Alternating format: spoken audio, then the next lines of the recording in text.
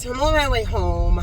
Yes, it is late. Not that anybody would know that. There's a timestamp on this thing, but I had a thought. Because I need to start asking myself what it is I really want. I recognized and I did something about what I really wanted when I wanted a job or a career or what my skills and gifts are and things like that. I'm really good at that. I'm proficient for sure. And I've made a lot of those things come to pass, right?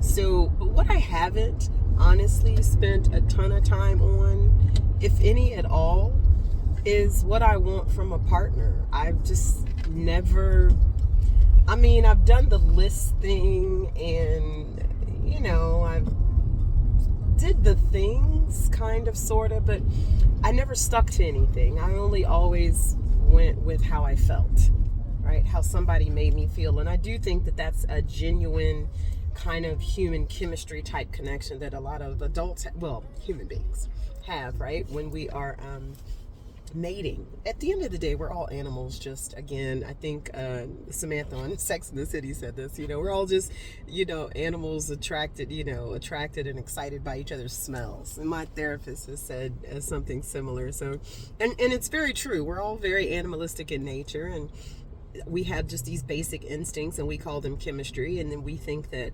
relationships are supposed to be built off of that basic instinct, off of that, feeling, that initial vibe, that thing that makes your stomach, growl, and you have to always think about the person and you just can't get them off their mind, and you're triggered, and whenever you see a text from them or a phone call, you just get uber excited. And that's that animal nature in us. What I have never paid a whole lot of attention to is the aftermath of that, and I've just kind of allowed my life to happen to me.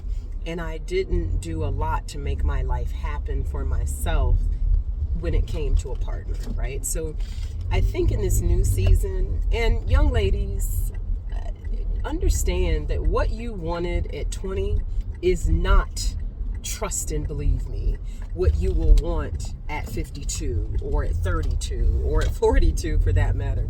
And I'm not talking about just a partner. I'm just talking about self. The things, we're an ever evolving species, and women, and we are complicated, I will say, and not complicated in a negative way. Life is complicated in general, right? So I don't like this narrative that some people have that women are just more complicated than men. It's really not about that. We're human beings and we're complex by nature. Our very makeup is complex.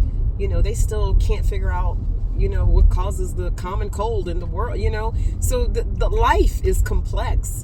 So stop accusing women of being complicated because you're too ill-equipped to deal with the nuances of her, right? That's what that comes from. That's what I'm learning now, and I'm interested more in figuring out about myself, is that there are nuances to me and to my perceptions on relationships and men and things like that. So when I think about what I want in a partner, I think I asked all the questions. I followed this young lady online called Kendra G, and while the show's gotten a little ratchet for sure, it got me thinking. She really did get me thinking about what questions I need to ask and what I need to become and who I need to be for myself in order to attract the type of partner that I know I deserve, right? Because at my core, I know exactly who I am. I'm one of those women, and I don't know, I was thinking this before I started recording, and I thought to myself, people say that they're unique a lot, but they're really not. They're just kind of like everybody else. But when I say I'm unique, I don't mean that I dress different or my hair is I don't mean any of the aesthetic things, right? I'm not talking about that. I'm talking about my character. The way I was raised is unique. My life experience, having lost a child and having to have raised that child as a single parent at the age of 15, and having a mother who was supportive, and learning a lot about the nuances of the world at a very, very early age. I never really genuinely got to be a teenager, honestly. And this is not a blaming conversation. This isn't my mother screwed up, my dad, no, this is none of that. I don't blame my parents for jack. I had good parents, okay, but I have good parents. And they did the best they could with who they were and what they have. So I forgive anything about my parents, how they raised me. If I felt like for 5 minutes that they had done something that ill-equipped me for life, at this age, I can't continue to blame that on them. So, it is what it is. But I have good parents, I really do. And they're educated and smart, and they love me, and I'm thankful for that. I have a family who has shown me love my entire life. So I am not somebody who is without the understanding of what love is, which is probably why I love so hard, because I genuinely know what love feels like. And I do like the way, I like giving it because I do enjoy the way it feels. And what I've learned about myself is that while I love giving it, I haven't spent a whole lot of time understanding what it really means to receive it from an intimate partner. Again, I've always based things on how I felt, and those temporary feelings are not built for long-lasting relationships. That is my scripture to myself at this season in my life. So when I think about what I want, the Lord has been presenting me with gentlemen that I know I'm not supposed to be taking anything else, any additional steps with these gentlemen, in the sense that they're not like relationship ready. But I do believe that the Lord is providing me with an opportunity to see the type of man, the type of partner, the type of person that is out there. Because I didn't know a lot of these men existed, honestly. Because I've never dated the corporate guy. I've never dated, honestly, I've been in relationships my whole life, been married twice. And so I've always been in long-term relationships. So I've never just been in relationships with somebody that had their own anything,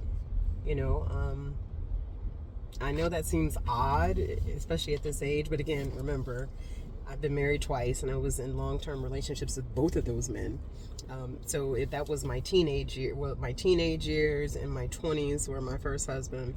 And then my second husband, I met him, I think I was probably 33, I think. And we were together for 15, 16 years. So yeah, there just hasn't been a lot of time for me to explore who's out there. And I think that's what this whole thing is. It's an exploration of possibilities is what it's become.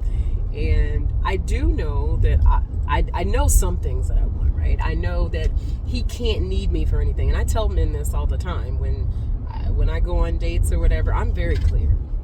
You can't love bomb me to death. I can't be, I can't be wooed with your wares. WARES. What you have is of no importance to me. I cannot stress this enough. I have my own stuff. And stuff is not the thing that sustains a relationship either, right? Just because you have good stuff today does not mean you're going to have good stuff tomorrow. I need you to understand that I have been with and I have been completely without. So you have to learn how to deal with both of those extremes, right? And I've learned how to deal with both. So what you have is of very little importance to me. It's just important to me that you have your own. Kendra asked this question about, how much money should he make? And I always shout at the TV sometimes because some of these women are so jaded. Men never typically give an amount because this has been my experience that I don't think men care about, like, not quality men anyway. I don't think they care about how much a woman makes as far as a dollar amount, but women always have this dollar figure, and it is so ridiculous to me. I don't know where this idea of making six figures all of a sudden became kind of like the preeminent requirement for, for a good partner, because 6 figures in 2024 don't mean jack. I'm just telling you that right now. Oh, so that's what we doing? That's why you got a handicap sticker for sure. My goodness, people. Oh, I am so sick of Atlanta. I am ready to move to a smaller city for sure. That's neither here nor there.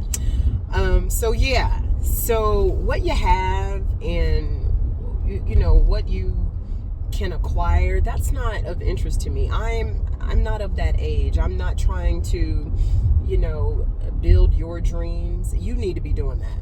I'm not somebody I'm not a ride or die chick.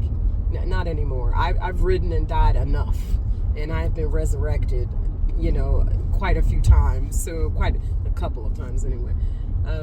So I'm not that chick anymore. So I'm not going to ride with you with your dream of possibilities. No, not my job, not my monkey, not my show. At this age, at this station in life, your dreams should be your responsibility, and you should be working on them. And when you come into my space, you damn sure better understand that your dreams aren't my responsibility to own. But if we get into a relationship, a committed relationship, they are my responsibility to help you cultivate and not bring you down and not make your life worse because you're with me. It should not work like that. My goal in life, with anybody, honestly, an intimate partner or a friend or just a stranger, my goal in life is to make people's interaction with me better after they've interacted with me, whatever that looks like. That's giving a smile, that's asking somebody how their day is. I tip extra a lot of times simply because, people work because they have to, not because they always genuinely enjoy it, so I try to make a difference in somebody's life as much as I can. So I mean that in an intimate partner relationship as well, from a long-term perspective. Make my life better as I want to make your life better. So I want to be with someone who cares about other people other than himself. That is key for me. Somebody who is kind to people that they don't maybe see as at their level, or who don't validate them. Right? Or, whatever the case may be. I need somebody that's kind to people, that just has a genuine good heart, that looks beyond themselves to say, hey, and this is not just about me. That's important to me because that's who I am. I'm somebody that would, pull over in the middle of a street to, to help a senior citizen, with her cart or something, if I've had time to do that, these streets. But that's me. I'm caring, and it needs to be genuine. It has to just be authentic. I can always tell when somebody is not authentic about who they are. That's another thing with me as well. I'm very astute, very much so. Nothing much. My ex-husband taught me that. My second husband taught me that.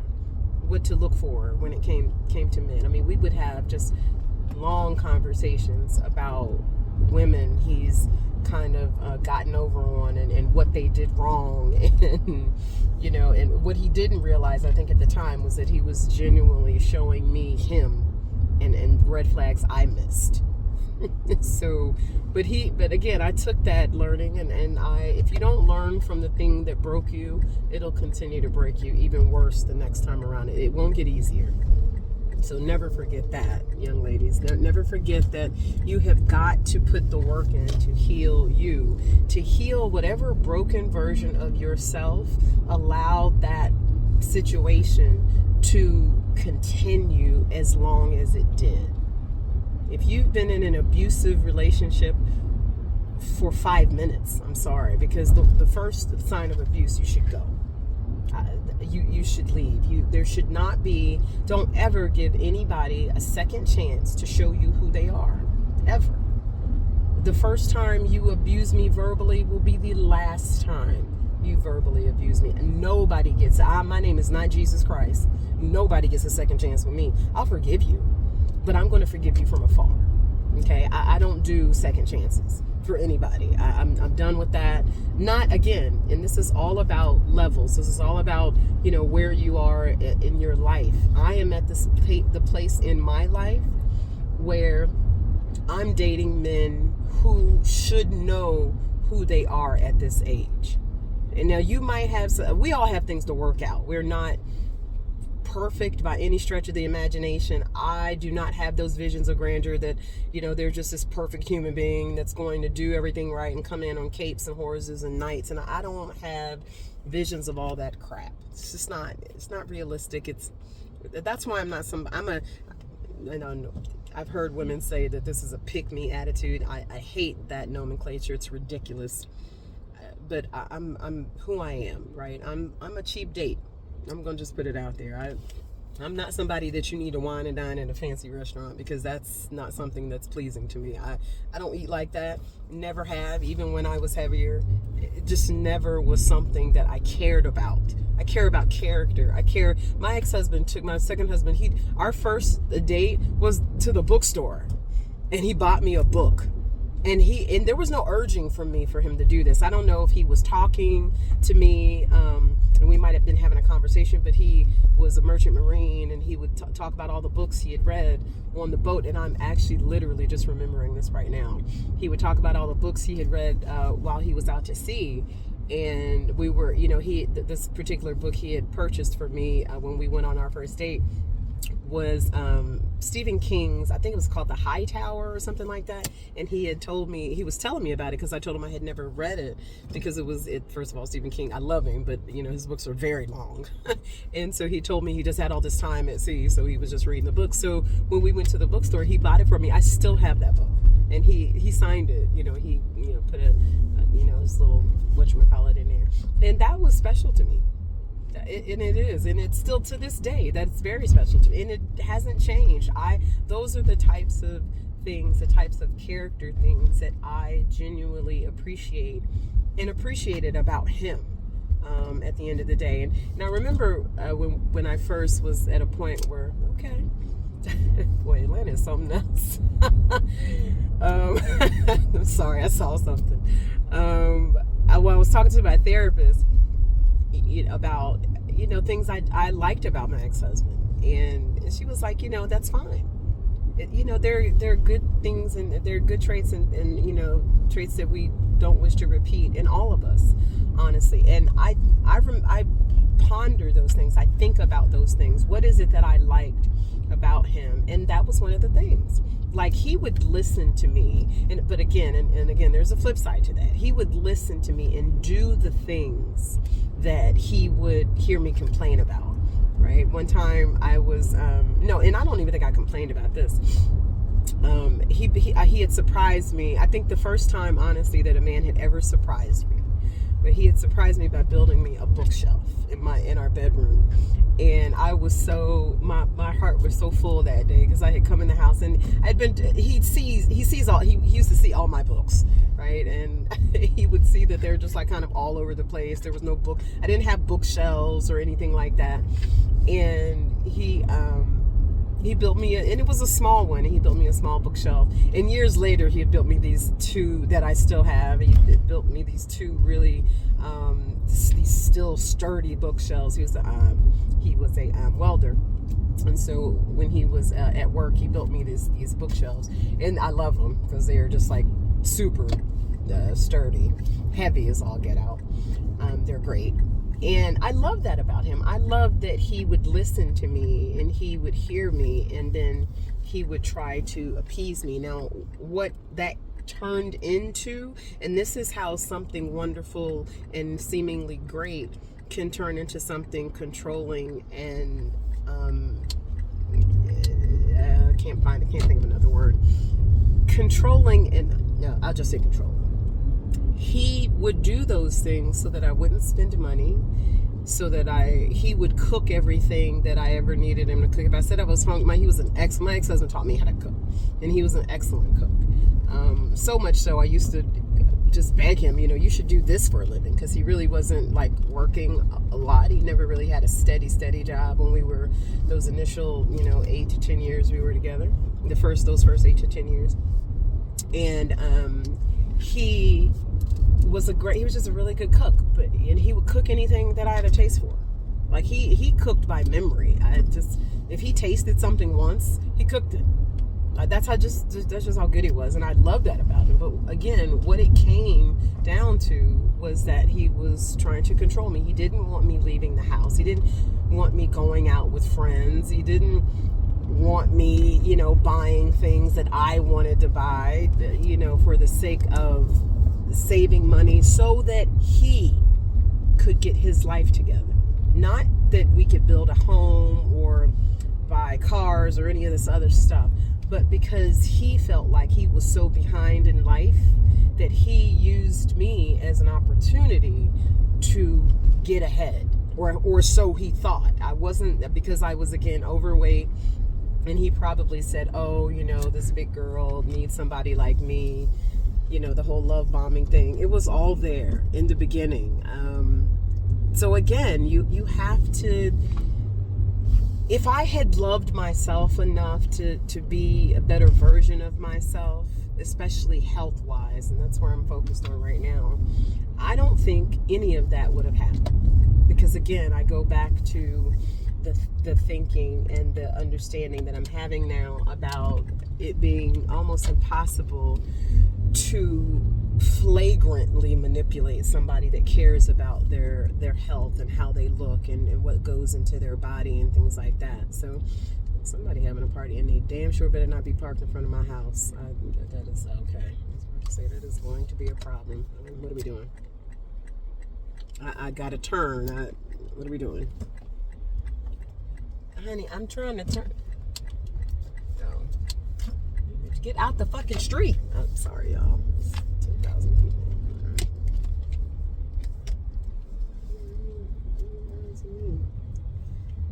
I understand how people feel when strangers show up in their neighborhoods.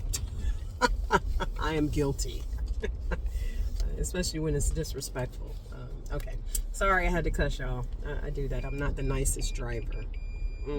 So hopefully I'll, when I edit this, I will blank out all the curse words. So, let's see, okay. So, yeah. So that's what I appreciated about him, that he was thoughtful in that way. But again, I understood later on down the line, and it took many years for me to get here, later on down the line, that loving behavior became controlling behavior, because I couldn't be controlled. It is what it is. Not in that way. Not, you can't control me just because you think I shouldn't be doing something. I mean, so another thing that I need and want in a mate is someone who is just free themselves, who just is not insecure, doesn't have an agenda about a partner, someone who just wants somebody that they can feel comfortable around and be vulnerable with, and love and trust. I mean, I'm loyal to a fault. I got to be honest, and I'll talk about that more in other videos. But at some point, my loyalty was tested in my marriage, right? And I take full accountability for that. But I will also, preface that by saying, when you've been beat down so much, you do lose who you are. Again, I don't make excuses for my behavior, because it's my behavior. So especially as a Christian woman, I have a responsibility to not just be beholden to my husband, but to God, right? So any actions that I make that are outside of the realm of what Christ would expect of a wife are my responsibility to own. So I own my behavior. I own my bad behavior. I've made atonement for that, right? And it didn't help at all. So this revenge cheating I hear women do, it's foolish. It's the most ridiculous thing I've ever heard of in my life. I don't understand how anybody believes that bad behavior should be replicated and there somehow will be a positive result. It doesn't even make sense. I'm not a scientist, but I'm pretty sure there's some science built in there somewhere about, I don't know. But yeah, it just doesn't work. So yeah, I need somebody who is accountable and who feels secure in themselves and their manhood. They know who they are, right? They know what kind of man they are. They're comfortable with the man that they've become, and that the man that they're going to grow into in their later years. And they want a woman like me beside them. I want a man who genuinely wants me, not just needs me for something. I'm not taking care of no sick men. I'm not talking, I'm talking about up front, because some of these men are looking for nurses. Okay, I need y'all ladies, you young ladies who date these older men and think that you got a prize because he's stable and all this. Honey, you need to check his cabinets before you start, claiming him and him claiming you, because lo and behold, he gonna end up in the hospital, be sick and having strokes and all this other stuff because he not eating right, he's smoking every day, and you're just allowing this behavior because he's stable. And then you get old, and you got this old man that you got to take care of. Now, don't blame nobody but you. Okay? Nobody but you. So if you sign up for an assignment, understand you will be tested in your assignment. Understand that, good, bad, or indifferent. So you have to make a decision about your partners, about who you are. I'm not sick. Okay? So I don't expect anybody to come into my life and care for me and my wellness. I don't need you to tell me how to eat right. I eat right. I do it myself because I want to maintain my weight. I want to get healthier. I want to be around a little longer so that I can enjoy this life that we'll have together. Okay? So that's all I have right now. I think that's like 3 things. I don't know. I'll play this back later about what I want in a potential partner. And hey, potential partner, if you're watching this, please don't mess it up. Just whatever you do, don't mess it up. Don't mess it up by, I don't know. Just don't mess it up. Okay? I'm praying for you. I've got a whole prayer jar for you. Don't mess it up. And I will try. This is my promise to you, future partner. I will try to also not mess it up. Okay? I try. I may have met my future husband several times, but I might have been doing something that he just was not interested in dealing with. So, yeah, I'm guilty. I am flawed by nature, okay? But I own my flaws. So, future husband, I'm flawed. I own it. Forgive me.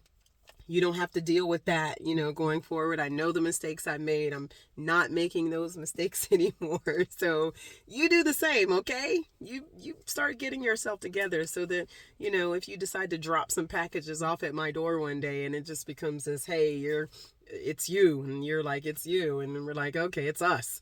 It won't mess up. I think it's going to be just that seamless. Maybe. I still have fantasies about the foolishness of love, right? Okay, so that's all I have. I'm hungry. I just went to Jason's Deli. Tip for you dinner folks: $9.99 all you can eat salad bar. You can take it with you. They give you the take home container.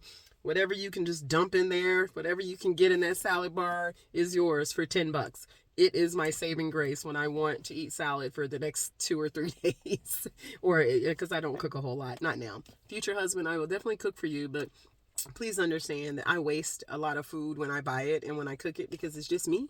So it is much cheaper, and I do mean much cheaper, for me to get a $10 salad that's going to last me for 3 days, as opposed to eating out absolutely every single day or cooking food. Have y'all seen these grocery prices? OMG.